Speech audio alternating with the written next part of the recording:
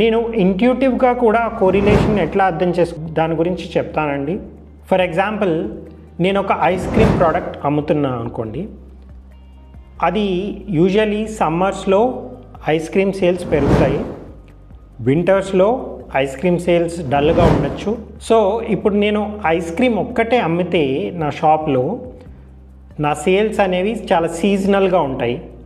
అదే నేను ఐస్ క్రీమ్తో పాటు ఒక హాట్ చాక్లెట్ కూడా యాడ్ చేశాను అనుకోండి, ఆర్ హాట్ కాఫీ ఏంటంటే సమ్మర్స్లో అంత డల్గా ఉండొచ్చు సేల్స్, బట్ వింటర్స్లో సేల్ పెరగొచ్చు.